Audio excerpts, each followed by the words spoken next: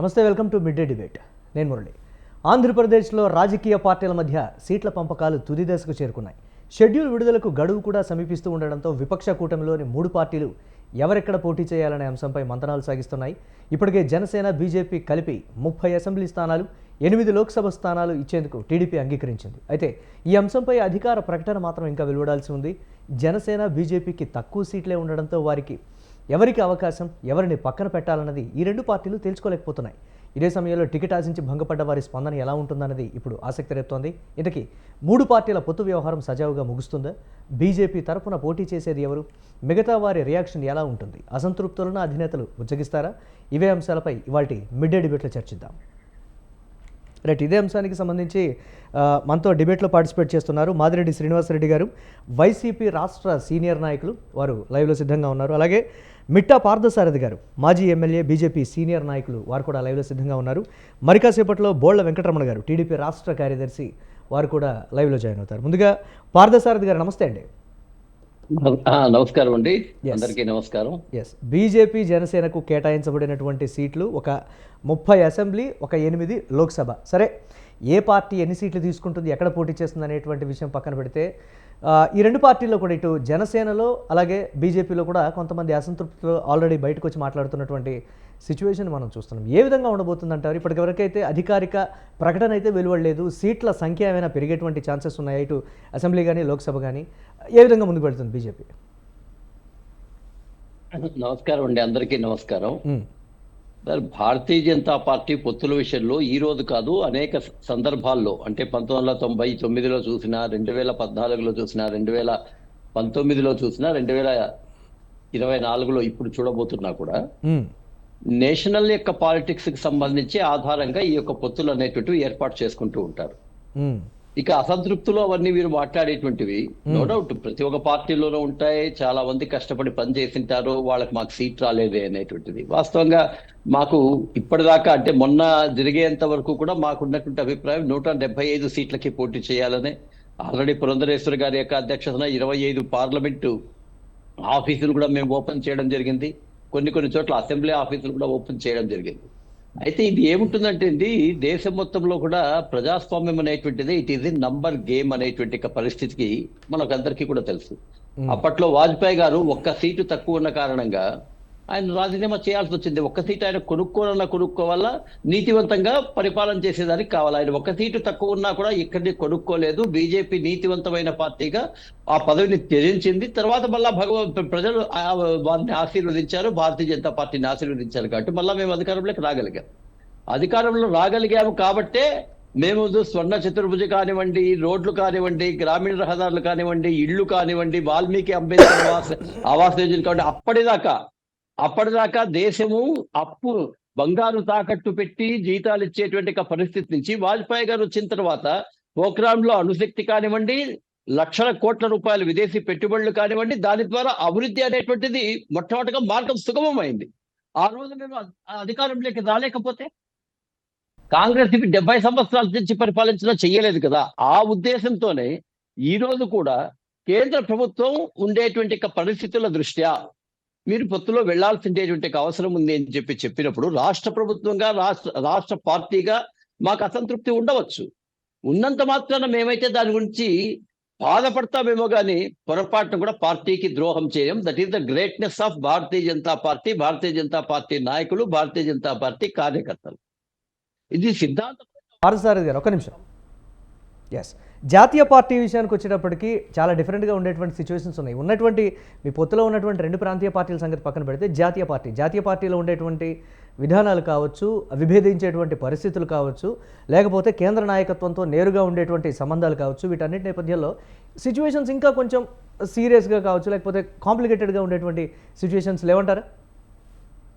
Complication ఎందుకు అవుతుందండి? ఇప్పుడైతే ఏదో దోపిడీ చేసుకోవాలా, దొంగతనం చేసుకోవాలా, దోచుకోవాలా అనుకునేటువంటి వ్యక్తుల మధ్య అయితే ఖచ్చితంగా ఆ యొక్క ఆలోచన ఉంటుంది. భారతీయ జనతా పార్టీ నేషనలిస్టిక్ అవుట్లుక్ చూస్తుంది. భారతదేశాన్ని ఒక సంపూర్ణ దేశంగా చూస్తుంది. సంపూర్ణ దేశంగా అన్ని ప్రాంతాల్లో కూడా ఉండాలని చూస్తుంది. ఆ ప్రాంతాల్లో ఉన్నప్పుడు ఆ యొక్క అవసరాల దృష్ట్యా, అప్పుడుండే స్థానిక పరిస్థితుల దృష్ట్యా ఇది ఏది అవసరం అనుకుంటే అది జాతీయ పార్టీ చేస్తుంది. మిగతా వాళ్ళు ఇక్కడ ఉండేటువంటి దాంట్లో వైఎస్ఆర్సీపీ పార్టీ ఏంటి, జగన్ ఏం చెప్తే అది మాత్రమే జరుగుతుంది. చంద్రబాబు నాయుడు గారు దాంట్లో చంద్రబాబు నాయుడు గారు ఏం చెప్తే అది జరుగుతుంది. బట్ భారతీయ జనతా పార్టీలో అట్లాంటిది ఉండదు కదా. ఒక సమిష్టి సమావేశాలు అవుతాయి, అందరూ కూర్చుంటారు, ఏదేది ఏం చెప్తారు, దానికి తగ్గట్టుగా ఎవరికైనా ఇబ్బంది ఉంటే కూడా కన్విన్స్ చేస్తారు. ఇక్కడ ఏమవుతుందంటే, ఇక్కడ భారతీయ జనతా పార్టీ నాయకులు మీరు ఇప్పుడు చూడండి, ఇప్పటికి 40-50 సంవత్సరాలుగా ఉండే పార్టీ నాయకులు ఒక్క కాంట్రాక్టు లేకపోయినా, ఒక యొక్క పదవి లేకపోయినా భారతీయ జనతా పార్టీ జెండాను ఎత్తిండే వాళ్ళు ఇంతవరకు దించడం లేదు. ఇప్పటికి కూడా 95% భారతీయ జనతా పార్టీ కార్యకర్తల అధికారం ఉన్నా లేకపోయినా, ప్రయోజనం వ్యక్తిగత ప్రయోజనం ఉన్నా లేకపోయినా భారతీయ జనతా పార్టీ వెంట ఉన్నారు, ఉంటారు కూడా. ఎందుకంటే మాకు నాయకులు వాజ్పేయి గారు, అద్వానీ గారు, యోగి ఆదిత్యనాథ్ గారు, నరేంద్ర మోడీ గారు, సుష్మా స్వరాజ్ గారు, అరుణ్ జైట్లీ గారు, ఇట్లాంటి వాళ్ళు మహానుభావులందరినీ కూడా చూస్తే, ప్రతాప్ సింగ్ సారంగి గారు, ఇట్లాంటి మహానుభావులను మీరు చూస్తే ఏమీ లేదంటే ఒక పూరి గుడిసెలో ఉండేటువంటి ప్రతాప్ సారంగి గారికి అక్కడ ఉండేటువంటి దాంట్లో ఒక మినిస్ట్రీ పోస్ట్ కూడా ఇచ్చింది, ఎంపీ గారు ఇచ్చారు, మినిస్టర్ గా కూడా ఇచ్చారు.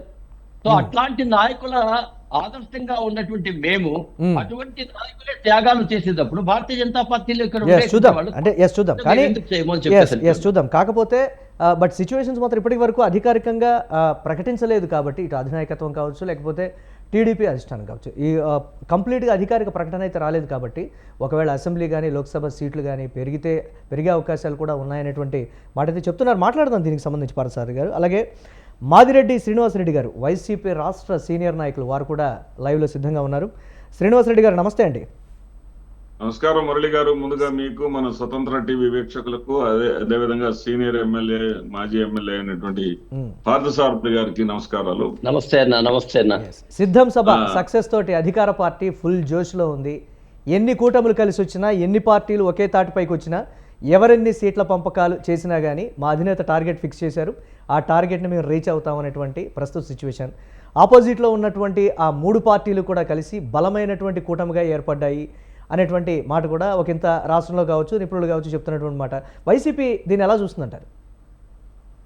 మురళి గారు, ఇక్కడ ముఖ్యంగా ఈ గ్రామాల్లో వాతావరణం ఎలా ఉంటుందంటే అండి, ఒక నాయకుడు వచ్చాడంటే ఆ నాయకుడికి ఒక 10 కార్లతోనో, ఒక 20 కార్లతోనో స్వాగతం, లేదా ఒక 1000 మందో లేకపోతే 2000 మందో వచ్చి స్వాగతం పలికితే, ఆ తర్వాత ప్రత్యర్థి పార్టీ నాయకుడు వచ్చినప్పుడు అంతకన్నా ఘనంగా ఒక 20 వాహనాలు, 10 ఉన్న చోట 20, 2000 మంది వచ్చిన చోట 4000 మంది వస్తేనే దాన్ని కన్సిడరబుల్ గా తీసుకుంటారు. అదేవిధంగా ఈ రోజున మేము ఒక ఛాలెంజ్, ఎందుకంటే విపక్షాలకు చాలా తేలికండి ప్రజలు రావటం. ఎందుకంటే అధికారంలో ఉన్నటువంటి పార్టీ మీద ఎవరో ప్రజల్లో ఎంతో కొంత అసంతృప్తి ఉంటుంది. విపక్షాలకి చాలా తేలిగ్గా ప్రజలు వస్తారు, అధికార పార్టీకి ప్రజలు రావాలంటే చాలా చాలా కష్టం. అలాంటి పరిస్థితుల్లో జగన్మోహన్ రెడ్డి గారిని మాత్రమే టార్గెట్ చేస్తూ, పర్సనల్ గా టార్గెట్ చేస్తూ, అతను చేసినటువంటి మంచిని, ఈ రాష్ట్రానికి చేసినటువంటి మేళ్లని కూడా పక్కన పెట్టేసి అతను వ్యక్తిగతంగా టార్గెట్ చేయటాన్ని ఒక 12 పార్టీ, ఒక 3 పార్టీలు, బీజేపీ, తెలుగుదేశం, జనసేన, అదేవిధంగా ఇంకొక 3 పార్టీలు, రేపు కాంగ్రెస్, ఉభయ కమ్యూనిస్టులు, వాళ్ళు ఒక 3, ఈ 12 మంది కూడా టార్గెట్ జగన్మోహన్ రెడ్డి గారినే చేస్తారు. అవసరమైతే వాళ్ళు కూడా కలుస్తారు. ఈ పచ్చ జెండా, ఈ యొక్క కాషాయాన్ని కూడా పక్కన పెట్టి ఎర్ర జెండా కూడా జై అనేటటువంటి పరిస్థితులకు వస్తాయి. ఇటువంటి వాటినన్నిటి కూడా చూసుకొని ప్రజలకి కసి పెరిగిందండి. ఏదైతే గతంలో రాజశేఖర రెడ్డి గారి కుటుంబాన్ని కాంగ్రెస్ పార్టీ వేధించిందనేటటువంటి కసి, ఏ రకమైనటువంటి కసి అయితే వచ్చిందో అదే విధమైనటువంటి కసి ఈ రోజున మరలా ఈ వాతావరణంలో వచ్చినటువంటి పరిస్థితుల వల్లనే సిద్ధం సభలు ఆ స్థాయిలో సక్సెస్ అవుతున్నాయి. ఆ స్థాయిలో సిద్ధం సభ సక్సెస్ అవటానికి ప్రధానమైనటువంటి కారణం ఏంటంటే, అంశం ఏంటంటే, మీరు గుర్తుపెట్టుకోవాల్సినటువంటి అంశం ఏంటంటే, ఇక్కడ కార్యకర్తలు మాత్రమే, ప్రజలు కాదు. అక్కడ పిలిపిస్తే వచ్చిన కార్యకర్తల సంఖ్య అది. నేను స్వయంగా నేను కూడా హాజరయ్యాను, నేను కూడా డయాస్ మీద ఉన్నాను. 18 లక్షల మంది హాజరయ్యారు అక్కడికి. రేపు ఏం చేయాలా ఎట్లా చేయాలా అనేది ఇక వాళ్ళకు వదిలేస్తున్నాం. ఇకపోతే మీరు పొత్తుల విషయం ప్రస్తావించారండి. 2014 నాటి పరిస్థితులు వేరు. వెంకటరమణ నమస్తే. 2014 పరిస్థితులు వేరు, ఇప్పుడు పరిస్థితులు వేరండి. 2014లో పవన్ కళ్యాణ్ గారికి ఒక క్లీన్ ఇమేజ్ ఉంది. జనసేన ఎన్నికల్లో పోటీ చేయలేదు, ఒక క్లీన్ ఇమేజ్ ఉంది. ఈ 10 ఏళ్లలో ఆయన అనేక పార్టీలతో పొత్తులు కలిపాడు, అనేక పార్టీలతో పక్కకు పోయాడు. బీజేపీతో సై అన్నాడు, బీజేపీతో నై అన్నాడు, మళ్ళీ బీజేపీ దిక్కు అన్నాడు. ఆ రకంగా అతను క్లీన్ ఇమేజ్ ని పోగొట్టుకున్నాడు.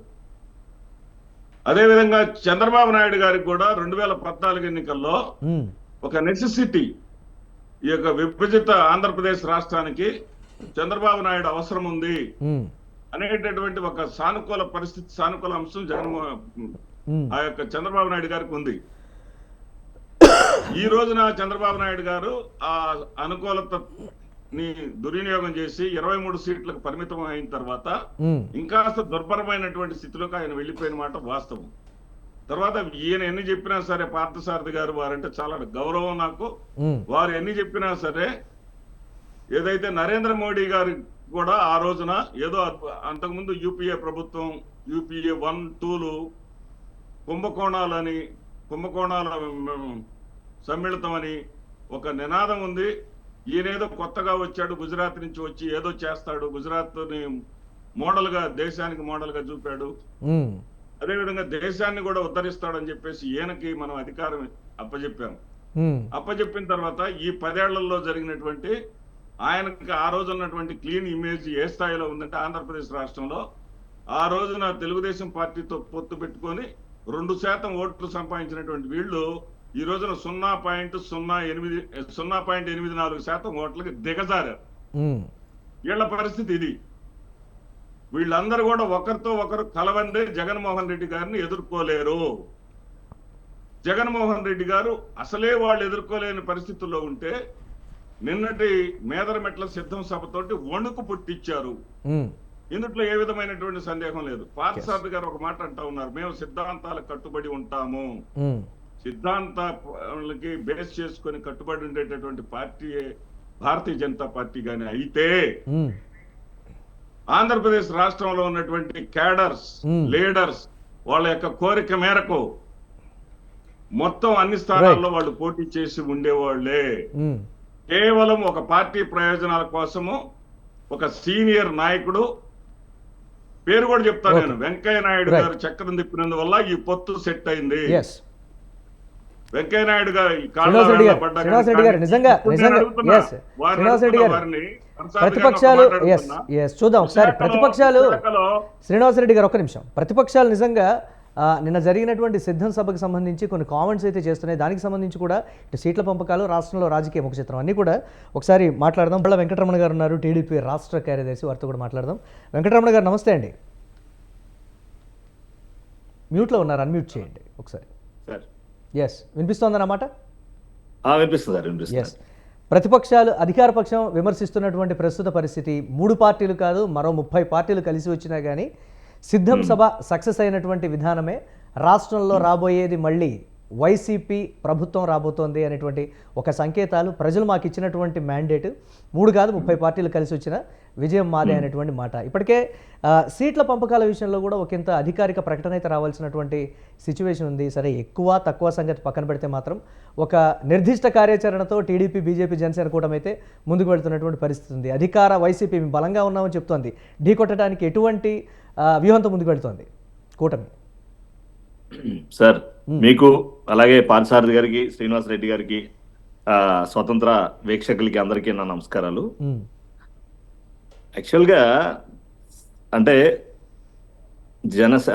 తెలుగుదేశం, బీజేపీ, జనసేన పొత్తు అనేది చారిత్రాత్మకం సార్. ఎందుకంటే ఈ రోజున్న ఆంధ్రప్రదేశ్ పరిస్థితులని గట్టెక్కించడానికి ఖచ్చితంగా ఈ కూటమి అనేది ఆవశ్యం ఎంతైనా ఉంది.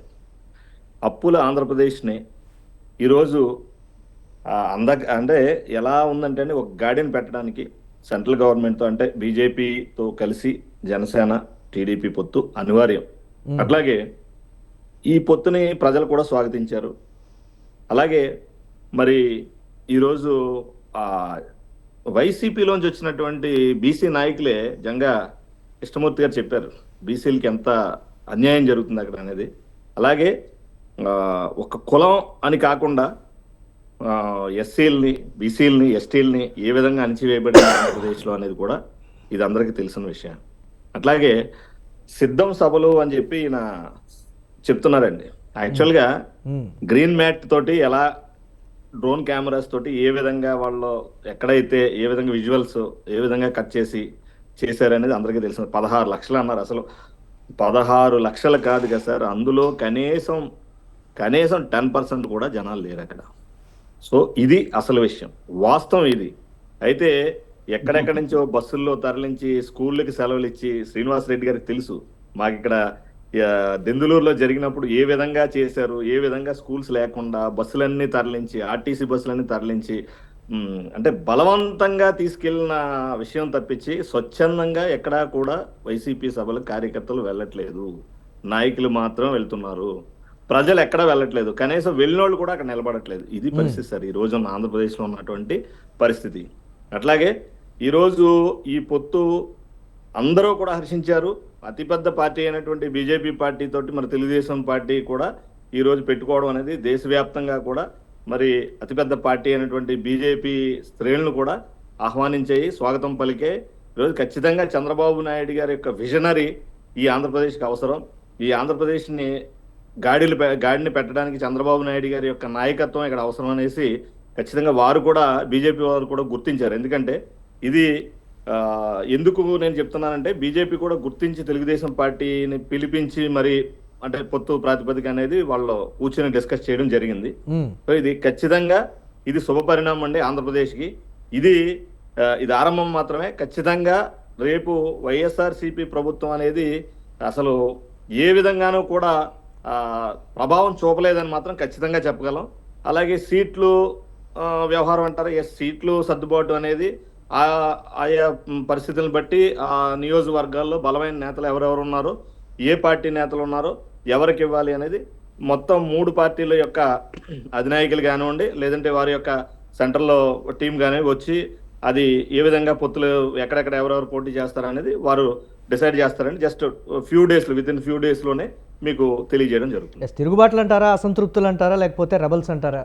అన్ని పార్టీల్లో ఉంటున్నారు, కామనే అనేటువంటి మాట. బట్ తెలుగుదేశంలో వినిపిస్తున్నటువంటి మాట ఏంటంటే చాలా త్యాగాలకి మనం సిద్ధంగా ఉండాలనేటువంటి మాటని కొన్ని నియోజకవర్గాల్లో క్యాడర్ జీర్ణించుకోలేకపోతుంది.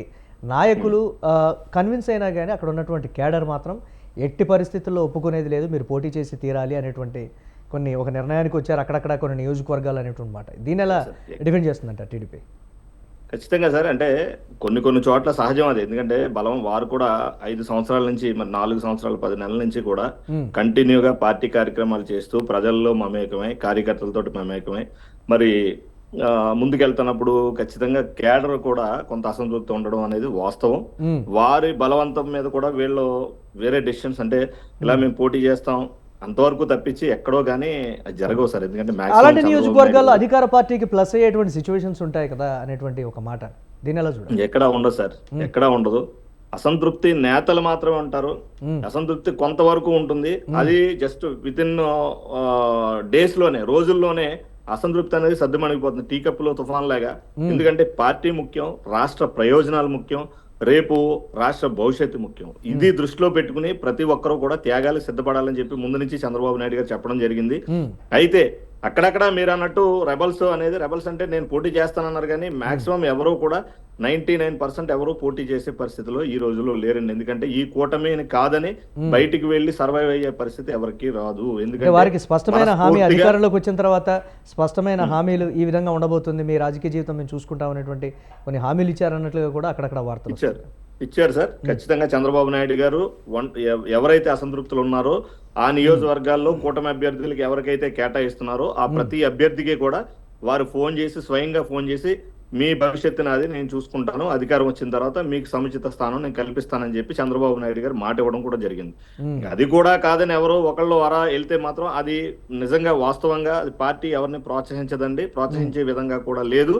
ఈ 3 బలమైన పార్టీలు ఈ రోజు ఎవరినైతే అభ్యర్థిగా ఎంపిక చేస్తారో ఆ అభ్యర్థికి మాత్రమే తెలుగుదేశం పార్టీ కానివ్వండి మిగతా పార్టీలు కానీ సపోర్ట్ చేస్తాయి. ఎస్ రైట్, మాట్లాడదాం దీనికి సంబంధించి. రైట్, పార్థసారథి గారు, కేటాయించినటువంటి సీట్లు కావచ్చు ఇవన్నీ కూడా ఒకంత తక్కువగా ఉన్నాయనేటువంటి మాట. కీలకమైనటువంటి నేతలు పోటీకి దిగితే ఇప్పటి వరకు కూడా అంటే మీరు అన్నారు ఇందాక 175 నియోజకవర్గాలకు కూడా మేము ఒక మాస్టర్ ప్లాన్ అనేది ఫస్ట్లో రెడీ చేసుకున్నాం, తర్వాత ఈ కూటమి అనేది ఫిక్స్ అయింది పొత్తు అనేటువంటి మాట. సో అటువంటి వారికి అంటే కీలక నేతలు పోటీ చేస్తే ఇప్పటి వరకు కూడా భారతీయ జనతా పార్టీని అంటిపెట్టుకుని ఉన్నటువంటి వారి పరిస్థితి ఏంటి అనేటువంటి ఒక సందిగ్ధమా, లేకపోతే పార్టీ వారికి ఏ విధమైనటువంటి మాటలు చెప్తుందంటారా, లేకపోతే కేంద్ర నాయకత్వమే కంప్లీట్గా డిసైడ్ చేస్తుందా, రాష్ట్ర నాయకత్వం చేతుల్లో ఏమైనా ఉంటుందంటారా? అది ఇక్కడ ఒకటి నేను పదే పదే కూడా చెప్పాను, మరలా కూడా మీకు ఒకసారి చెప్పాను. 1998లో భారతీయ జనతా పార్టీకి ఆంధ్రప్రదేశ్ ప్రాంతంలో దాదాపు 18 నుంచి 20% ఓట్లు వచ్చాయి. తెలంగాణ ప్రాంతంలో 20 నుంచి 27% దాకా కూడా ఓట్లు వచ్చాయి. సో 99లో పొత్తు అనేటువంటిది వచ్చింది. పొత్తు వచ్చిన తర్వాత సరే అక్కడ ఉన్నటువంటి పరిస్థితుల దృష్ట్యా, జాతీయ ప్రయోజనాల దృష్ట్యా వాజ్పేయి లాంటి మహానుభావుడు ఖచ్చితంగా, ఎందుకంటే 13 నెలల్లోనే దాన్ని వాళ్ళని తెచ్చేశారు కాబట్టి అందరినీ కలుపుకొని పోవాలనేటువంటి ఒక ఆలోచనతో 1-2 కాదు.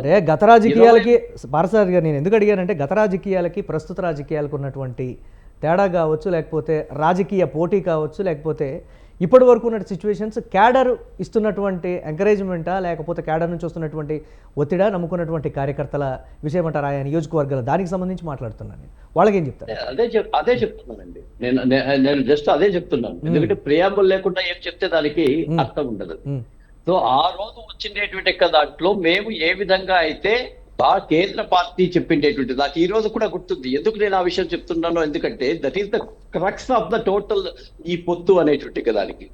ఆ రోజుల్లో మేము దాదాపుగా 70 నుంచి 80 సీట్లు గెలిచేటువంటి అవకాశం ఉంది. అధికారంలో వస్తాయి మేము ఆ రోజు చెప్పలేదు 99లో, కానీ 70-80 సీట్లు గెలిచేటువంటి పరిస్థితుల్లో భారతీయ జనతా పార్టీ తెలుగుదేశంతో పొత్తు వచ్చినప్పుడు క్యాడరు నాయకులు అందరం మేము విభేదించాం. కానీ ఆ రోజు నాకు ఈ రోజు కూడా గుర్తు, ప్రకాష్ జవడేకర్ గారు వచ్చారు. అయ్యా ఆపరేషన్ అయితే తల్లైనా బతుకుతుంది, పిల్లైనా బతుకుతుంది. ఈ రోజు మనము కేంద్రంలో అప్పటికి ఢిల్లీలో వచ్చాం, మధ్యప్రదేశ్ లో వచ్చాం, హిమాచల్ ప్రదేశ్ లో వచ్చాం, రాజస్థాన్ లో వచ్చాం, తర్వాత ఉండేటువంటి అనేక రాష్ట్రాల్లో కూడా వచ్చాం. కానీ మనకు మూలాధారమైనటువంటి ఈ దేశమంతా బాగుండాలనేటువంటి 370 ఆర్టికల్ కానీ, అయోధ్య రామజన్మభూమి కానీ, త్రిబుల్ తలాక్ విషయంలో కానీ, లేకపోతే నేషనల్ డెవలప్మెంట్ కానీ, ఆర్థిక అభివృద్ధి కానీ చేయలేకపోతున్నాం. కేంద్రంలో రావాల్సిన అవసరం ఉంది కాబట్టి మీరందరూ త్యాగాలు చేయాలా అన్నారు. ఖచ్చితంగా మేము త్యాగాలు చేసాం. ఎందుకంటే మా ఇంట్రెస్ట్ దేశం ముఖ్యం, దేశం ముఖ్యం తప్ప మా వ్యక్తిగతం. అందుకే చెప్తారు nation first, party next, self last. ఇది బీజేపీ. మిగతా పార్టీలో ఎలా ఉంటుందంటే self first, party next, nation last. కాబట్టి భారతీయ జనతా పార్టీలో మాకు సమస్య ఉండదండి. ఉంటుంది, మా అసంతృప్తి ఉంటుంది, దాన్ని మేము చెప్తాం. అయితే వీళ్ళ మాదిరంతా కూడా చేసేసుకొని కుర్చీలు కొట్టుకొని ఇట్లాంటి పనులు భారతీయ జనతా పార్టీ చేసేది. ఎవడో కొత్తగా వచ్చిండేటువంటి వాడు వెళ్ళిపోయేటప్పుడు చేస్తాడేమో కానీ, అందుకే మీకు కూడా ఉదాహరణ చెప్పాను. 50-60 సంవత్సరాలుగా జెండాలు మోసిండేటువంటి భారతీయ జనతా పార్టీ కార్యకర్తలకి, నాయకులకి ఒక్క పైసా ప్రయోజనం లేకపోయినా పార్టీని అంటబెట్టుకుని ఉన్నారంటే that is only for the VR politics for the nation. దేశ అభివృద్ధి మా అభివృద్ధి అని మేము అనుకుంటాం. కాబట్టి మేము చేస్తున్నాం. మాకైతే ఆ యొక్క తేడా లేదు. ఇక శ్రీనివాస్ రెడ్డి గారు ఒక మాట అంటూ 10 సంవత్సరాల పాటు నరేంద్ర మోడీ గారు పరిపాలించారు, అప్పుడున్న పరిపాలన ఇప్పుడు తేడా చూసుకోండి అన్నారు. మేము వాస్తవంగా అయితే శ్రీనివాస్ రెడ్డి గారు కూడా చెప్తున్నా, వాళ్ళ పార్టీ తరఫున ఒకసారి గత మన్మోహన్ సింగ్ గారి హయాంలో, అంటే వీళ్ళు కాంగ్రెస్ అప్పుడు వాళ్ళు కాంగ్రెస్ కదండి, మన్మోహన్ సింగ్ హయాంలో ఆంధ్రప్రదేశ్ కి ఎన్ని నిధులు వచ్చాయి, ఇప్పుడు ఎన్ని నిధులు వచ్చాయి, అప్పుడు ఎన్ని రోడ్లు వచ్చాయి, ఇప్పుడు ఎన్ని రోడ్లు వచ్చాయి, అప్పుడు ఎన్ని ఇళ్ళు వచ్చాయి, ఇప్పుడు ఎన్ని ఇళ్ళు వచ్చాయి, అప్పుడు ఎన్ని ఇండస్ట్రీస్ వచ్చాయి, ఇప్పుడు ఎన్ని ఇండస్ట్రీస్ వచ్చాయి, అప్పుడు ఎన్ని కేంద్ర సంస్థలు వచ్చాయి, ఇప్పుడు ఎన్ని కేంద్ర సంస్థలు వచ్చాయని మీరే శ్వేతపత్రం ప్రకటించండి. అయిపోయింది, వాటికి చాప్టర్ క్లోజ్. మేమంతా మీరు ప్రాక్టికల్ గా మీ యొక్క నిజంగా అంటే మామూలుగా వీళ్ళ వాళ్ళ చెప్తా అంటే దమ్ముంటే మీరు ఆ పని చేయండి. మీరు శ్వేతపత్రం గవర్నమెంట్ నుంచి ప్రకటించండి. రోడ్ల విషయంలో కానీ, రైల్వే విషయాల్లో కానీ, ఇండ్ల విషయంలో కానీ, 80 కోట్ల మందికి ఇచ్చిండేటువంటి రేషన్ విషయంలో కానీ, ఆరోగ్య సురక్ష 5 లక్షల రూపాయలు ఇచ్చిండే విషయంలో కానీ, ప్రతి గ్రామానికి మంచినీరు అనేవి ఇంటి నల్లాలు ఇచ్చిండే విషయంలో కానీ, ప్రతి ఒక్క కార్పొరేషన్లకి మున్సిపాలిటీకి నిధులు ఇచ్చిండే విషయంలో కానీ ఎనీథింగ్ ఛాలెంజ్ అనేటువంటి మాట నేను చెప్పాలి. దేంట్లో అయినా సరే కాంగ్రెస్ పార్టీ 10 సంవత్సరాల్లో ఇచ్చిన దానికంటే 4 రెట్ల నుంచి 5 రెట్లు ఇవ్వలేకపోతే భారతీయ జనతా పార్టీకి ఓటు వేయద్దని నేను కూడా మేము ధైర్యంగా చెప్పగలుగుతాం.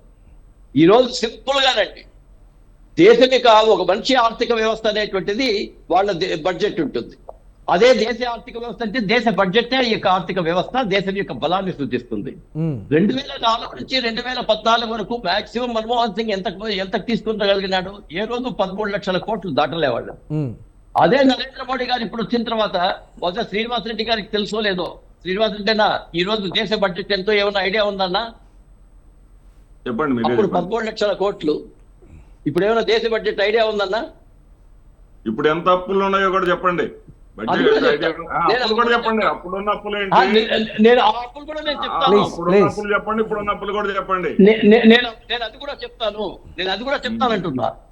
అప్పుడు ఉండేటువంటిది 13 లక్షల కోట్లు అయితే ఇప్పుడు 48 లక్షల కోట్లు, 4 రెట్లు పెరిగింది. అంటే 10 సంవత్సరాల పాటు దాదాపుగా 4,80,000 కోట్ల వరకు దేశ ఆర్థిక వ్యవస్థ. అప్పుడు ఉండేటువంటి దేశ విదేశీ మారక ద్రవ్యాల కంటే ఇప్పుడు విదేశీ మారక ద్రవ్యం బ్రహ్మాండంగా పెరిగింది. అప్పుడు ఉన్నటువంటి ఆర్థిక శక్తి కన్నా అప్పుడు ప్రపంచంలో 14వ స్థానంలో ఉండేటువంటిది ఇప్పుడు ప్రపంచంలోనే 5వ ఆర్థిక స్థానానికి పెరిగింది. ఆ రోజుకి కాంగ్రెస్ పార్టీ చేసినటువంటి అప్పులు 74 లక్షల కోట్లు. 74 లక్షల కోట్లు కాంగ్రెస్ పార్టీ చేసిందే ప్రభుత్వం. ఇప్పుడు 10 ఏళ్లకు వడ్డీ ఎంత అవుతుందన్న? 10 ఏళ్లకు మీరు చేసింది అప్పు మీద, మీరు చేసింది అప్పు మీద 1,36 లక్షలు అయిందా లేదా? అలా వడ్డీ ఎంత అవుతుందన్నా? శ్రీనివాస్ అన్న, నేను వేరే లెక్కలు కూడా చెప్పలే. అప్పటికి 74 లక్షల కోట్ల అవునా కాదనేటువంటిది మీరు గూగుల్లో చూసుకోండి, ఏదైనా చేసుకోండి. 74 లక్షల కోట్లకి వడ్డీ ఎంత అవుతుంది? 7 సంవత్సరాలకి డబుల్ అవుతుంది. అంటే 74కు 74. ఆంధ్రప్రదేశ్ కూడా ఒక్క నిమిషం నేను ఒక్క నిమిషం అన్నా. నేను మనమే ఓపెన్ గా చర్చించుకుందాం. మీరు చెప్పే వాదం మీకు వస్తుంది, నేను చెప్పే వాదం మనకు వస్తుంది. అది 74 అయితే 148 లక్షల కోట్లు కేవలం ఇది కాంగ్రెస్ అప్పు. 148 లక్షల నుంచి మళ్ళా 3 సంవత్సరాల పాటు జరిగింది. అంటే దాదాపుగా 200 లక్షల కోట్ల రూపాయలు ఈ రోజు కాంగ్రెస్ అప్పు ఉంది. ఆ కాంగ్రెస్ అప్పు ఉన్నప్పటికీ కూడా, కోవిడ్ వచ్చినప్పటికీ కూడా డెవలప్మెంట్స్ చేసే విషయంలో విపరీతంగా మనం చేస్తూ పెట్టుబడి వ్యయంలో మేము తీసుకొని వస్తున్నాం. మేము ఈరోజు జాతీయ రహదారుల కోసం దాదాపుగా సుమారు 24 లక్షల కోట్లు మేము కేటాయించాం. ఇప్పటికే దాదాపుగా 20 లక్షల కోట్ల రూపాయల పనులు జరిగిపోతాయి. అవి ఆదాయాన్ని తీసుకొని వస్తున్నాయి. మీరు జగన్ గారు చేసేటువంటి దాంట్లో ఏదైనా ఆదాయం వచ్చేటువంటి పథకం ఒకటి చెప్పండి. ఆదాయం వచ్చేటువంటి దానికి మీరు ప్రయత్నం చేయడం లే. ఇండస్ట్రియలైజేషన్ విషయంలో కానీ దీంట్లో కానీ ఎక్కడికైనా చేయడం లే. కాంగ్రెస్ బీజేపీ ప్రభుత్వం దేశవ్యాప్తంగా 17 ఒక్క నిమిషం. శ్రీనివాస్ రెడ్డి ప్లీజ్ మీరు మాట్లాడండి. శ్రీనివాస్ రెడ్డి గారు, ఇప్పుడు సార్ని బ్రహ్మాండంగా మేము చేసామంటున్నారు కదండి. నేను ఒక్కటే అడుగుతాను సార్ని, 95% జాతీయ ప్రాజెక్ట్ అంటే పోలవరంకి 95% నిధులు ఇవ్వాలి, వాళ్ళే 5% రాష్ట్ర ప్రభుత్వాలు పెట్టుకుంటే చాలు. కానీ అప్పుడు విభజన జరిగిన సందర్భంలో లోటు బడ్జెట్ లో ఉంది, నష్టపోయి ఉన్నారు కాబట్టి 100% మేమే పెడతామని అన్నారు. 100% మీరే పెడతామన్న వాళ్ళు దాన్ని ఎందుకు కాన్సన్ట్రేట్ చేయలేకపోయారు? ఇంతవరకు ఎందుకు పూర్తి చేయలేకపోయారు? ఈ రోజున వచ్చినటువంటి లేటెస్ట్ పరిస్థితి ఏంటి? 25% మాత్రమే 75% మాత్రమే కేంద్రం పెడుతుంది, 25% రాష్ట్ర ప్రభుత్వం పెట్టుకోవాలనేటటువంటి కొత్త దాన్ని మాకెందుకు ఆపాదించారు? ఆంధ్రప్రదేశ్ రాష్ట్రానికి ఎందుకు ఇంకాస్త ఎందుకు నష్టపరుస్తున్నారు? అదేవిధంగా 66,000 మందికి మేము 66 లక్షల మందికి ఆంధ్రప్రదేశ్ రాష్ట్రంలో పెన్షన్ ఇస్తా ఉంటే మీ వాటా కూడా ఉంది, నేను లేదంటలా. మీ కేంద్ర ప్రభుత్వం నుంచి కూడా మేము ఇస్తున్నటువంటి 3,000 రూపాయలు 1,400 రూపాయలు కేంద్ర ప్రభుత్వం నుంచి వస్తాయి. కానీ 35 లక్షల మందికి ఎందుకు ఇస్తున్నారు మీరు? మిగిలిన 31 లక్షల మందికి మేము అదనంగా మొత్తం 3,000 రూపాయలు ఇవ్వాల్సినటువంటి ఆర్థిక భారాన్ని ఆంధ్రప్రదేశ్ మీద ఎందుకు పెడుతున్నారు మీరు? ఇదే మీరు ఇందాక లెక్కలు చెప్పారే, ఈ లెక్కల ప్రకారం 2,60,000 కోట్లు ఉన్నటువంటి చంద్రబాబు హయాంలో ఉన్నటువంటి అప్పులు ఇప్పుడు కేవలం 4,40,000 కోట్లకు మాత్రమే చేరితే అప్పుల పాలైపోయింది అనే మాట ఎందుకు మీరు వాడుతున్నారు? భారతీయ జనతా పార్టీ వాళ్ళు వాస్తవాలను ఆలోచించాలి కదా. మీ ముగ్గురు కలిసి ఆ రోజున గతంలో చెప్పారు, ముగ్గురు కలిసి బ్రహ్మాండంగా మేము మోడీ బాబు జోడీ ఆంధ్రప్రదేశ్ కు ఒక పెద్ద వెలుగు అన్నట్టుగా చెప్పారు.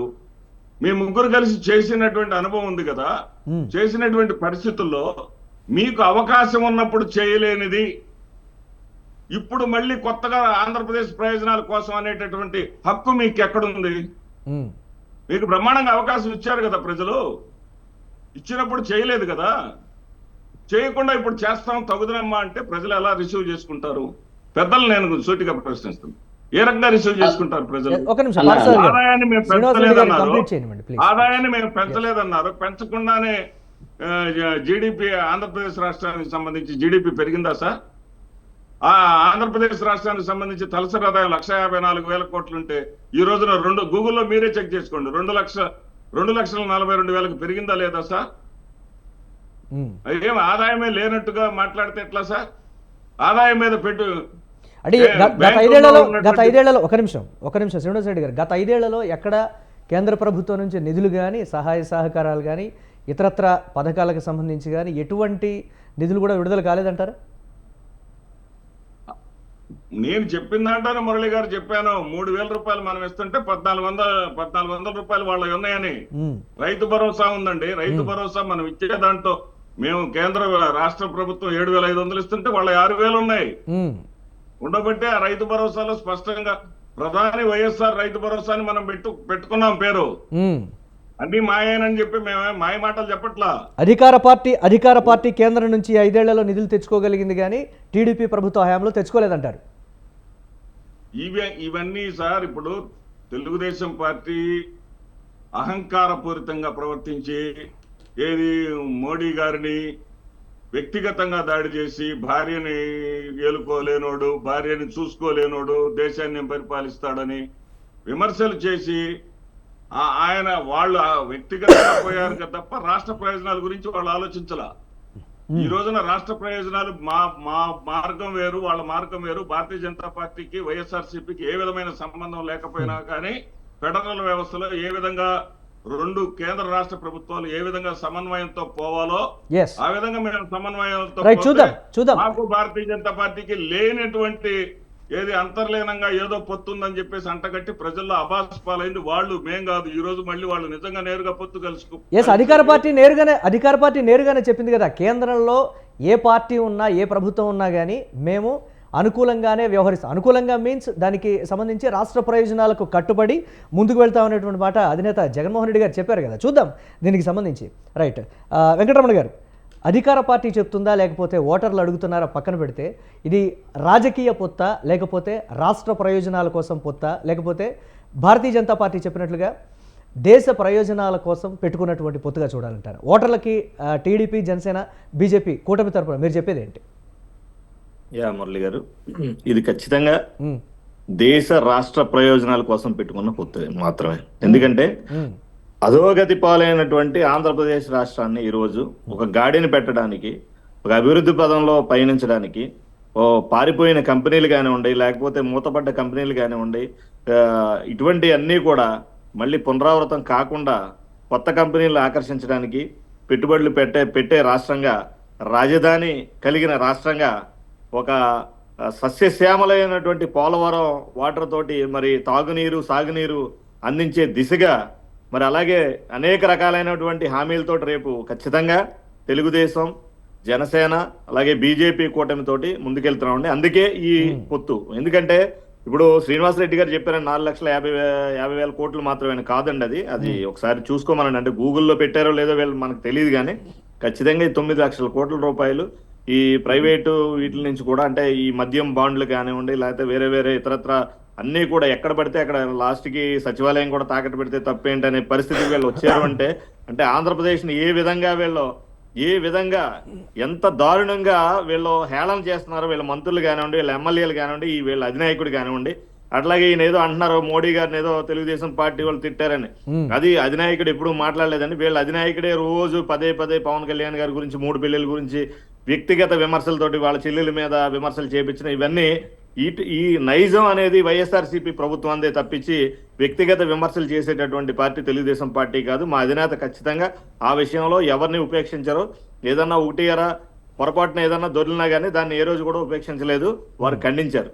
అట్లాగే రేపు ఖచ్చితంగా తెలుగుదేశం పార్టీ అలాగే జనసేన, బీజేపీ కూటమి అనేది విజయం సాధించడం ఖాయం. ఆంధ్రప్రదేశ్ రాష్ట్ర ప్రయోజనాల కోసం మాత్రమే, దేశ ప్రయోజనాలు కూడా ఇందులో ఇమిడి ఉన్నాయండి. ఎందుకంటే దేశ ప్రయోజనాలు, ఎందుకంటే ఆంధ్రప్రదేశ్ రాష్ట్రం ఒక దేశంలో ఒక భాగం కాబట్టి ఇది డెవలప్ చెందితే జీడిపి విషయంలో కానివ్వండి, అలాగే పోర్టుల విషయంలో కానివ్వండి, లేకపోతే ఏదైనా సరే మనం ఆర్థికంగా ఒక శక్తిగా ఎదిగినప్పుడు దేశానికి అది మరింత బలం చేకూరుతుంది. ఖచ్చితంగా అది Yes. అది చంద్రబాబు నాయుడు గారి విజన్ వల్లే సాధ్యం అవుతుంది. Yes. అందరూ నమ్మారు కాబట్టి చంద్రబాబు నాయుడు గారిని ముఖ్యమంత్రిగా. ఎస్, ఒక ప్రశ్న. సామాజిక మాధ్యమాల్లో యువత కావచ్చు, లేకపోతే కామన్ ఓటర్ కావచ్చు, పదే పదే స్పందిస్తున్నటువంటి పరిస్థితి ఒక విషయంలో మాత్రం ఖచ్చితంగా టీడీపీ, బీజేపీ, జనసేన పొత్తు అంటే 2014లో 16,000 కోట్ల లోటు బడ్జెట్తో రాజధాని లేని రాష్ట్రంగా ఏర్పడి కనీసం ముఖ్యమంత్రి స్థాయిలో ఉన్నటువంటి వ్యక్తి ఉండటానికి కూడా అంటే సరైనటువంటి వసతి లేని సిచ్యువేషన్లో రాష్ట్రం విడిపడింది. అప్పుడున్నటువంటి సిచ్యువేషన్లో ఒక 5 ఏళ్ళు గడిచిన తర్వాత ఈ 5 ఏళ్లలో కూడా భారతీయ జనతా పార్టీ నుంచి వచ్చింది ఏమీ లేదు. మేము అన్నడిగాం నిధులు అంటే తర్వాత రోజుల్లో విభేదించినప్పుడు, భారతీయ జనతా పార్టీతో విభేదించినప్పుడు ఎన్నికలకు వెళ్లే ముందు చాలా రకాల విమర్శలు చేసినటువంటి పరిస్థితి. ఇప్పుడు 9 లక్షల కోట్ల రూపాయల పైచిలుకు అప్పులు ఉన్నాయి రాష్ట్రానికి అనేటువంటి ఈ సిచ్యువేషన్లో కేంద్రం నుంచి ఒకవేళ టీడీపీ, బీజేపీ, జనసేన కూటమి అధికారంలోకి వస్తే రాష్ట్ర ప్రయోజనాల కోసం కావచ్చు, లేకపోతే యువత కోసం కావచ్చు, ఇప్పుడున్నటువంటి ఆర్థిక పరిస్థితి నుంచి సర్వే అవటానికి కావచ్చు, ఇతరత్ర పరిస్థితి అన్నిటికి సంబంధించి పొత్తులో ఏమైనా స్పష్టమైనటువంటి హామీ కేంద్ర నాయకత్వం నుంచి అంటే కేంద్ర ప్రభుత్వం నుంచి కావచ్చు, లేదా భారతీయ జనతా పార్టీ నుంచి కావచ్చు, ఏమైనా వచ్చిందా? ఏ విధంగా టీడీపీ, జనసేన పొత్తు కుదుర్చుకున్నాయి? కన్విన్స్ అయ్యాయా అధికారం కోసం, లేకపోతే రాష్ట్ర ప్రయోజనాల దృష్ట్యా ఈ మొత్తం కోణాన్ని చూడాలనేటువంటి ఒక ప్రశ్న పర్టికులర్గా సోషల్ మీడియా అండ్ యువత ప్రశ్నిస్తున్నటువంటి పరిస్థితి. ఏం చెప్తుంది టీడీపీ? ఖచ్చితంగా కేంద్ర ప్రభుత్వం నుంచి కూడా తగిన హామీ అంటే బీజేపీ పార్టీ నుంచి కానివ్వండి, కేంద్ర ప్రభుత్వం నుంచి కూడా ఖచ్చితమైన హామీ ఉంది ఆంధ్రప్రదేశ్ మీద. వారికి ఒక విజన్ ఉంది. ఖచ్చితంగా అది మీకు తొందరలోనే తెలియజేస్తాం. ఎందుకంటే అది ప్రధాని మోడీ గారు కూడా 17వ తారీఖు జరగబోయే మీటింగ్, ఆంధ్రప్రదేశ్ లో జరగబోయే మీటింగ్ కూడా హాజరవుతారనేసి ఒక సమాచారం ఉంది. సో ఖచ్చితంగా ఆ రోజు మేము బీజేపీ తోటి ఎందుకు పొత్తు పెట్టుకున్నాం, ఆ రోజు ఎందుకు విభేదించాం అనేది అందరికీ తెలుసు. ప్రత్యేక హోదా కొంత అంటే నిధుల గురించి కానివ్వండి, ప్రత్యేక హోదా గురించి కానివ్వండి, కొంత ఇబ్బందికరమైన పరిస్థితులు ఉన్నాయి. ఆ రోజు ఖచ్చితంగా విభేదించాం. అయితే ఇది ఓన్లీ కేవలం రాష్ట్ర ప్రయోజనాల కోసం తప్పించి మేము సొంత ప్రయోజనాలకి లేదు కేసుల గురించో దేని గురించో భయపడైతే కాదండి. ఆ రోజు అందరికీ స్పష్టంగా తెలుసు. అయితే ఈ రోజు ఖచ్చితంగా మళ్ళీ ఆంధ్రప్రదేశ్ రాష్ట్ర ప్రయోజనాలకి అలాగే దేశ ప్రయోజనాల కోసం మోడీ గారితో కలిసి ప్రయాణం అంటే బీజేపీతో కలిసి ప్రయాణించాలని చెప్పి తెలుగుదేశం పార్టీ కూడా నిర్ణయం తీసుకుంది.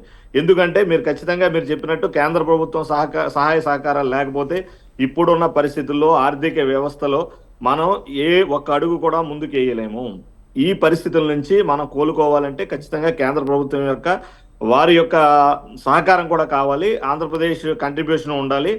కొన్ని విషయాల్లో బీజేపీ కొన్ని విషయాల్లో సరే రాజకీయ పొత్తుల సంగతి పక్కన పెడతాం. కొన్ని విషయాల్లో ఆర్థికపరమైనటువంటి అంశాల్లో కావచ్చు, ఇతరత్ర ప్రత్యేక హోదా కావచ్చు, లేకపోతే ప్రత్యేక ప్యాకేజీ కావచ్చు, ఈ విషయాలన్నిటి పక్కన పెడితే కొన్ని విషయాల్లో పర్టికులర్గా ఖరాఖండిగా భారతీయ జనతా పార్టీ పార్లమెంటు వేదికగా కూడా కొన్ని విషయాలు చెప్పినటువంటి పరిస్థితి ఉంది. వాటి విషయాల్లో ఏమైనా కన్విన్స్ అయ్యారా, లేకపోతే ఏ విధంగా ఉండబోతుంటారు? వాటిని తిరిగి కేంద్ర ప్రభుత్వాన్ని ఒప్పించి మళ్ళీ రాష్ట్రానికి కావాల్సినటువంటి కావచ్చు, లేకపోతే పోలవరం విషయంలో ఇప్పుడు వారు చెప్తూ ఉన్నారు 75% మాత్రమే కేంద్రం భరిస్తుంది, ఇప్పుడున్నటువంటి సిచ్యువేషన్లో 25% రాష్ట్రమే భరించాలి అని. చాలా వరకు కూడా ఒక 2 or 3% చేసింది, మేమే 70% పైగా చేసామని టీడీపీ చెప్తున్నటువంటి పరిస్థితి. అటువంటి ప్రాజెక్టుల విషయం కావచ్చు, లేకపోతే ఇతరత్ర వెళ్ళిపోయినటువంటి కంపెనీలు కావచ్చు, వీటన్నిటి విషయంలో ఏం చెప్తారు మీరు? ఖచ్చితంగా అండి. ఇది పోలవరం గురించి ఇప్పుడు శ్రీనివాస్ రెడ్డి గారు చెప్పినట్టు 75-25 అనేది ఎందుకైందండి? ఇన్ టైంలో వీళ్ళు పూర్తి చేయలేదు. 2019లో కంప్లీట్ చేస్తా ఉన్నారు, 20లో అన్నారు, 21 అన్నారు, 22 అన్నారు, 23 అన్నారు, 24 అన్నారు. ఏది కూడా 5 సంవత్సరాల్లో కనీసం ఒక 10% కూడా వీళ్ళు చేయలేదు. 2% చేశారండి వీళ్ళు. సో ఇది ఇంత పెద్ద జాతీయ ప్రాజెక్టు వారు ఎప్పుడైతే డిసైడ్ అయిందో ఇక సర్టెన్ పీరియడ్ అంటూ ఉంటుందండి. ఆ టైం లోపల మనం కంప్లీట్ చేస్తే ఆర్థిక భారం అనేది ఖచ్చితంగా తగ్గుతుంది, కేంద్రం మీద కానివ్వండి, స్టేట్ మీద కానివ్వండి. అయితే ఈ చంద్రబాబు నాయుడు గారు సోమవారాన్ని పోలవరం చేసుకుని ఆయన 72% వరకు కంప్లీట్ చేస్తే వీళ్ళు వచ్చిన తర్వాత చేసింది ఏంటంటే 5 సంవత్సరాలు ఎంత ఇది భారీ ప్రాజెక్ట్ అండి. ఇది దేశంలోనే అతిపెద్ద ప్రాజెక్ట్. ఇది one of the highest investment project ఇది సెంట్రల్ గవర్నమెంట్ది. అయితే దీన్ని అంత తాత్సారం చేసిన తర్వాత వారికి కూడా మేము 95% ఇస్తాము అన్నాము, మీరు 5% అని చెప్పాము. అట్లీస్ట్ మీరు మీరు అనుకున్న టైంకి కనీసం అటు ఇటుగా కూడా మీరు కంప్లీట్ చేయట్లేదు. అట్లీస్ట్ ఒక 10% కూడా మీరు దీన్ని ముందుకు తీసుకెళ్ళలేకపోయారు. కాబట్టి మీరు ఖచ్చితంగా 25% పెట్టుకోండి, మేము 75% పెట్టుకుంటాం అని చెప్పి సెంట్రల్ గవర్నమెంట్ అనడం జరిగింది. ఎందుకంటే ఇది మరింత భారం అవ్వచ్చు, ఖచ్చితంగా నేను చెప్పగలను భారమే. కాకపోతే మీరు చేసిన తప్పేది వైఎస్ఆర్సీపీ గవర్నమెంట్ వచ్చిన తర్వాత చేసిన పొరపాటు వల్ల కేంద్ర ప్రభుత్వం యొక్క నిర్ణయం ఆ విధంగా మారింది. ఎందుకంటే నిద్రపోతున్నారు కాబట్టి, నిద్ర నటిస్తున్నారు కాబట్టి, మీ నిద్ర లేపడానికి మిమ్మల్ని పరిగెట్టించడానికి మాత్రమే ఇది. సో మీరు ఎలాగా చేయలేరు. ఖచ్చితంగా మీరు మీ హయాంలో పోలవరం ప్రాజెక్టు పూర్తి అవ్వలేదు, అవ్వదు కూడా, అయిపోయింది. ఇంకా మీకు 10 రోజులు 1 వీక్ కూడా టైం లేదు కాబట్టి అయిపోయిందండి. అలాగే అమరావతి విషయంలో కూడా అదే చేశారు. ఏ విషయంలో కూడా మీరు చిత్తశుద్ధితోటి రాష్ట్ర ప్రయోజనాలు ఏ రోజు కాపాడలేదు. కాబట్టి ఈ రోజు ఖచ్చితంగా తెలుగుదేశం పార్టీ, జనసేన, బీజేపీ తోటి ఒక పొత్తులో ఉంది. అలాగే మీరు అన్నట్టు ఖచ్చితంగా ఇది పార్లమెంట్లో లేవనెత్తాం. మాక్సిమం టు మాక్సిమం ఎంత సాధ్యమైనంత వరకు ఆంధ్రప్రదేశ్కి ఎంత న్యాయం జరగాలో, ఎంత న్యాయం జరుగుతుందో, కేంద్ర ప్రభుత్వం నుంచి ఎంత నిధులు తీసుకురావాలో, ఎంత అభివృద్ధి చేయగలమో, ఎన్ని ఫ్యాక్టరీలు తీసుకురాగలమో, ఎన్ని సెంట్రల్ ఇన్స్టిట్యూషన్స్ మళ్ళీ గాడిని పెట్టగలమో, ఇవన్నీ కూడా చంద్రబాబు నాయుడు గారి హయాంలో ఖచ్చితంగా ఈ కూటమితోటి జరుగుతుంది. ఇది మేము స్పష్టం చేయగలం, యువతకి ఖచ్చితంగా చెప్పగలం. రేపొద్దున్న తెలుగుదేశం, జనసేన, బీజేపీ కూటమితోటి కొన్ని లక్షల ఉద్యోగాలు, ప్రైవేట్ ఉద్యోగాలు కానివ్వండి, ప్రభుత్వ ఉద్యోగాలు కానివ్వండి, ప్రభుత్వ ప్రైవేట్ భాగస్వామ్య ఉద్యోగాలు కానివ్వండి, ఖచ్చితంగా కలుగుతుంది. యువతకి ఇది మేము భరోసా ఇవ్వగలం అని చెప్పగలం సార్. Yes right. పార్సార్ గారు. సార్ మురళి గారు చిన్న రిక్వెస్ట్ అండి. Yes please. ఏ రోజున సార్ అన్న మాట్లాడుతున్నారు, ఏ రోజున చంద్రబాబు నాయుడు గారు నోరు జారలేదు అన్నారు ఒకసారి.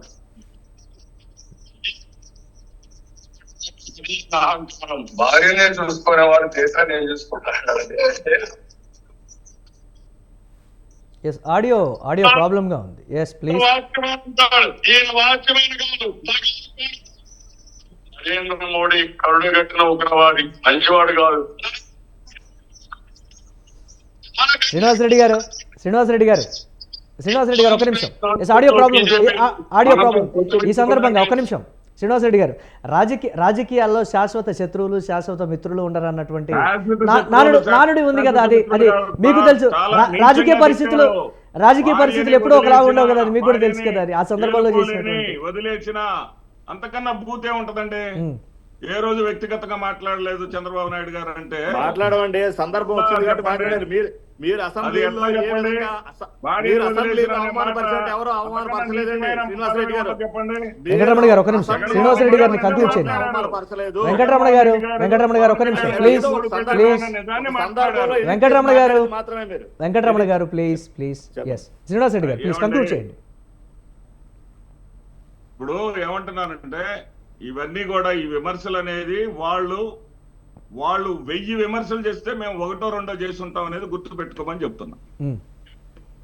అది వాళ్ళు 1000 విమర్శలు చేస్తే 1 or 2 చేసి ఉంటాం. అదే మోడీ గారినా, విమర్శలు చేస్తే 2 విమర్శలు చేసింది మీరేనా? వెంకటరమణ గారు ప్లీజ్. విమర్శలు చేస్తే మేము 2 విమర్శలు 1 or 2 చేసింది మీరే కదా. మీరు మాట్లాడిన వెంకటరమణ గారు ప్లీజ్. వైఎస్ఆర్ సార్ ఒక్క నిమిషం నాకు అవకాశం ఇవ్వాలి. వైఎస్ఆర్సీపీ మాట్లాడినటువంటి దిగజారుడు భాష ఈ ప్రపంచ చరిత్రలో, ఈ దేశ చరిత్రలో ఏ పార్టీ కూడా, అసలు ఏ పార్టీలో కూడా వ్యక్తులు ఈ విధంగా మాట్లాడలేదు సార్. శ్రీనివాస్ రెడ్డి గారు చాలా విజ్ఞులు. వెంకటరమణ గారు ఒక నిమిషం ఆగాలి మీరు. వెంకటరమణ గారు ప్లీజ్. వెంకటరమణ గారు వారిని కంక్లూడ్ చేయండి ప్లీజ్. వెంకటరమణ గారు ప్లీజ్.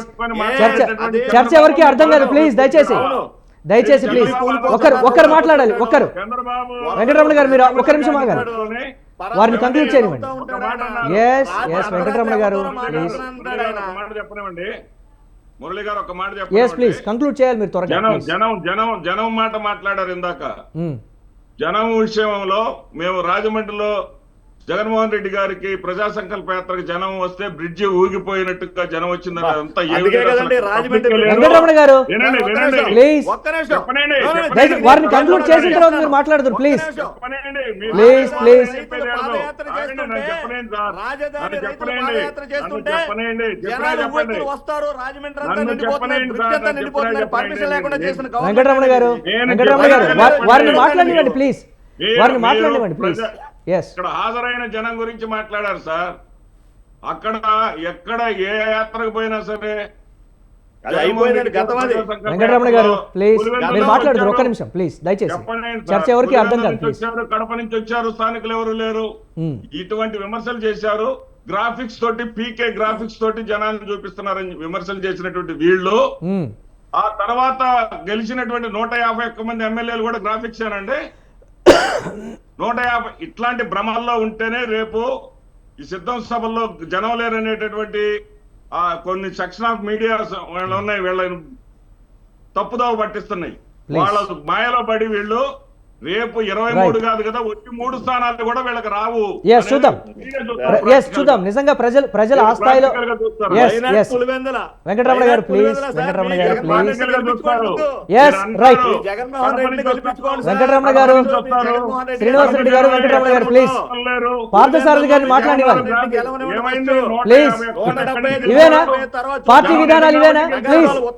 వెంకటరమణ గారు, శ్రీనివాస్ రెడ్డి గారు, వెంకటరమణ గారు, ఇవేనా మీ పార్టీ విధానాలు? ప్రజలకు మీరు చెప్పేది ఇవేనా? ఇవేనా? వేరే ఎవరిని కూడా మీరు మాట్లాడినవనేనా మీ పార్టీ విధానాలు? Please please. శ్రీనివాస్ రెడ్డి గారు, వెంకటరమణ గారు ప్లీజ్ ప్లీజ్. ఎస్ పార్థసారథి గారు మీరు మాట్లాడండి ప్లీజ్. అయిపోయిన తర్వాత కూడా జగన్మోహన్ రెడ్డి గారు, వెంకటరమణ గారు మీరు ఆగాలి ఒక్క నిమిషం ప్లీజ్. ఎవరికి అర్థం కావట్లేదు ప్లీజ్, ఎవరికి అర్థం కావట్లేదు చర్చ ప్లీజ్. శ్రీనివాస్ రెడ్డి గారు, వెంకటరమణ గారు. ఎస్ పార్థసారథి గారు, ఫైనల్గా భారతీయ జనతా పార్టీ అంటే కేంద్రంలో కేంద్ర పార్టీ తీసుకునేటువంటి ప్రతి నిర్ణయం కూడా అది రాష్ట్ర ప్రయోజనాల కోసమా, పార్టీ ప్రయోజనాల కోసం అంటారా, లేకపోతే టార్గెట్ 400 అని పిలుపునిచ్చినటువంటి ప్రధాని మాటలకు సంబంధించి అంటారా, లేకపోతే ఏ విధంగా చూడాలంటారో రాష్ట్రంలో నిజంగా ప్రజలు భారతీయ జనతా పార్టీ తీసుకున్నటువంటి ఈ స్టెప్కు సంబంధించి? హలో ఎస్ ఈ స్టెప్ కి సంబంధించి ఒకటేనండి, దేశ ప్రయోజనాలు అనేటువంటిది ఫస్ట్, దాంట్లో సెకండ్ థాట్ కూడా ఓకే. దేశ ప్రయోజనాల దృష్ట్యానే భారతీయ జనతా పార్టీ. ఎందుకంటే ఇక్కడ ఉన్నది ఒక రాష్ట్రాలండి, వీళ్ళు ఒక రాష్ట్రానికే పరిమితం. అంటే గతంలో చేయనిది ఇప్పటికిప్పుడు అధికారంలోకి వచ్చిన తర్వాత, మళ్ళీ మూడోసారి అధికారంలోకి వచ్చిన తర్వాత అదే ఆంధ్రప్రదేశ్ మీద ఇప్పుడు ఉన్నటువంటి ఆర్థిక పరిస్థితి మీద ఏ విధంగా చేయబోతుంది అనేటువంటి ఒక క్వశ్చన్ కూడా. సరే టీడీపీ చెప్పకపోయినప్పటికీ కూడా బీజేపీ అదే చెయ్యలేదు అనేటువంటిది ఒక్క దుష్ప్రచారమే. ఈ రెండు యొక్క టూల్ కిట్ బ్యాచెస్ ఉన్నాయండి. నేను అందుకే బహిరంగంగా ఛాలెంజ్ చేస్తాను, బహిరంగంగా. అందుకే ఇంతకు ముందే చెప్పాను, నేను 10 ఏళ్లలో వాళ్ళనే ప్రకటించబడ్డా, నేను కూడా ప్రకటించేది వద్దు. 10 ఏళ్లలో కాంగ్రెస్ పార్టీ ఈ రాష్ట్రానికి ఏమిచ్చింది, ఈ 10 ఏళ్లలో మేమేమిచ్చినాం. ఒకసారి వాళ్ళు ప్రకటించబడండి, వాళ్ళకి తప్పుంటే వాళ్ళు ఆలోచన చేసేట్లుగా ఉంటే వాళ్ళు ప్రకటించి ఇది చేసినారు అని చెప్పి చెప్పాలండి. అధికార పార్టీ ఆల్రెడీ ఒప్పుకుంది, మాకు కేంద్రం నుంచి భారీ స్థాయిలో నిధులు కావచ్చు, లేకపోతే ఇచ్చేటువంటి పథకాల్లో వాటా కావచ్చు వస్తున్నాయని ఒప్పుకున్నటువంటి పరిస్థితి. నేను అదే అంటున్నానండి. ఒకటైతే గుర్తు పెట్టుకోండి, ఈ రోజు పక్కన ఉండేటువంటి తెలంగాణ రాష్ట్రంలో ఎన్టీపీసీ అనేటువంటి జాతీయ ప్రాజెక్ట్ ఉంటే అక్కడ కాంగ్రెస్ అధికారంలోకి వచ్చినప్పుడు భారతీయ జనతా పార్టీ చేసింది కదా. పశ్చిమ బెంగాల్లో ఉండేటువంటి పథకాలకి సపోర్ట్ చేస్తోంది కదా, కేరళలో ఉండేటువంటి పథకాలకి సపోర్ట్ చేస్తోంది కదా. ఎక్కడైనా సరే భారతీయ జనతా పార్టీకి తన పద అనేటువంటి భేదం లేదు. మా దృష్టిలో భారతదేశం ఒక భారత మాత. భారత మాతకి చెయ్యి బాగలేకపోయినా వికలాంగురాలే, కాలు బాగలేకపోయినా వికలాంగురాలే, తల బాగలేకపోయినా వికలాంగురాలే. దేశమంతా అభివృద్ధి చెందాలనేదే భారతీయ జనతా పార్టీ యొక్క లక్ష్యం. ఈశాన్య రాష్ట్రాలను వీళ్ళు గతంలో పూర్తిగా వదిలేశారు, మేము దాన్ని చేస్తున్నాం. ఈ రోజు కూడా వైఎస్ జగన్ గారు కానీ వారి పార్టీ కానీ సరి అయిన పథకాలని కేంద్ర ప్రభుత్వంలో తీసుకుని వెళితే ప్రతి ఒక్క పథకానికి కూడా శాంక్షన్ ఇచ్చింది భారతీయ జనతా పార్టీ. పక్కన ఉన్న కర్ణాటక రాష్ట్రం కాంగ్రెస్ వచ్చిన తర్వాత కూడా నీతివంతంగా సరైనటువంటి స్కీమ్స్ తీసుకొని పోతే వాటికి శాంక్షన్ ఇచ్చింది భారతీయ జనతా పార్టీ. పశ్చిమ బెంగాల్ మమతా బెనర్జీ గుంటికాల డ్రామాతో రకరకాలుగా చేసిండేటువంటి మమతా బెనర్జీ మోడీ గారిని చంద్రబాబు నాయుడు గారు ఆమె ఇంకా విపరీతంగా తిట్టింది. కానీ ఆ తిట్లు వాటన్నిటిని కూడా కేర్ చేసేటువంటిది కాదండి. మాదేమంటే ఏనుగు వెళ్తుంటే కుక్కలు మురిగినట్లుగా అనుకుంటాం మేమంతే. అంతకుమించి ఇక మేమే దాని గురించి మాట్లాడాం. ఎవరైనా సరే మాట్లాడుకోని మా లక్ష్యం ఏంటి, ఈ దేశం సర్వోత్కృష్ట దేశంగా కావాలి, ఈ దేశం జగద్గురు స్థానంలో ఉండాలి. అలా ఉంటేనే ప్రపంచం అంతా శాంతిగా ఉంటుంది. ఎవడో అన్నాడు మొన్న, ప్రపంచానికి ప్రశాంతికి భారతీయ జనతా పార్టీకి భారతదేశానికి సంబంధం ఏంటి అని. భారతదేశం ఇంతవరకు అది కాంగ్రెస్ హయాంలో కానీ బీజేపీ హయాంలో కానీ జనతా పార్టీ హయాంలో అంటే ఈ 10 ఏళ్లలో పెరిగినటువంటి మోదీ ఈ 10 ఏళ్లలో పెరిగినటువంటి మోదీ చరిష్మా వచ్చినటువంటి సీట్ ఒక నిమిషం ఈ 10 ఏళ్లలో పెరిగినటువంటి మోదీ చరిష్మా మీకు కేటాయించబడినటువంటి సీట్లలో భారీ మెజారిటీతో అభ్యర్థులు గెలుస్తారంటారా? మాకొక్కటే కాదండి, మొత్తం తెలుగుదేశం, జనసేన, భారతీయ జనతా పార్టీ కూటి థంపింగ్ మెజార్టీతో గెలుస్తుంది. 1999లో ఏ విధంగా వచ్చాయో 36 ఎంపీ సీట్లు అక్కడ వచ్చిండేటివి ఎన్ని వస్తాయి, అన్నీ వస్తాయి. ఒకే ఒక లెక్క చెప్తానండి. శ్రీనివాస్ రెడ్డి గారు అంటున్నారు మాకు 151 సీట్లు వచ్చాయని.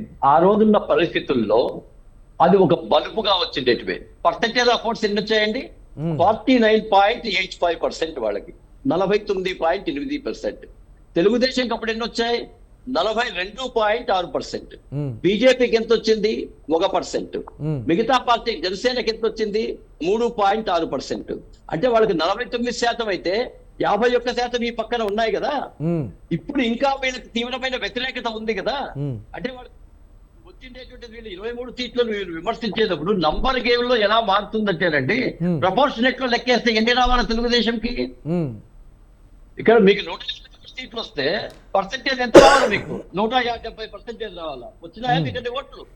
కాబట్టి నంబర్ గేమ్ లో అనేటువంటివి కొంత మార్పు జరిగితే చాలు. ఆ మార్పు భారతీయ జనతా పార్టీ కలిసిన తర్వాత ఈ 3 రోజుల్లోనే నేను చూస్తున్నా అండి. ఈ స్టేట్మెంట్ వచ్చిన తర్వాత ప్రతి ఒక్కరు కూడా ఎక్కడెక్కడ పొత్తు ఉంటుందో, అన్నా మీరు పోటీ చేయండి, అన్నా మీరు పోటీ చేయండి, ఈసారి ఖచ్చితంగా మనం గెలుస్తాం.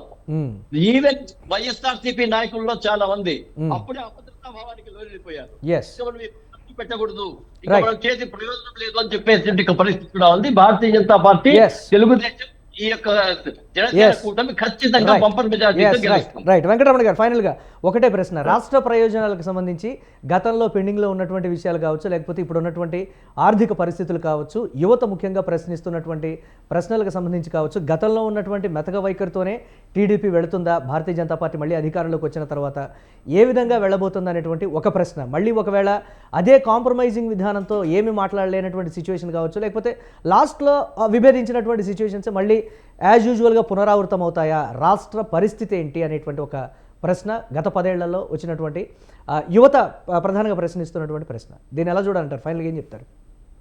మురళి గారు, ఈరోజు మీరు అడుగుతున్న ప్రశ్న ఎలా ఉందంటే, ఇంకా మేము అంటే జస్ట్ మీరు అన్నట్టు ఒక ఎగ్జాంపుల్ చెప్తాను. ఇంకా మ్యారేజ్ అవ్వలేదు, మ్యారేజ్ చేసుకుంటున్నాం, ఈ లోపలనే మీ ఇద్దరు ఎలా ఉంటారని అడిగినట్టు ఉంది. సో ఇది ఎలా కాదు సార్, ఒకవేళ అధికారంలోకి వస్తే అనేటువంటి మాట కూడా నేను అన్నాను.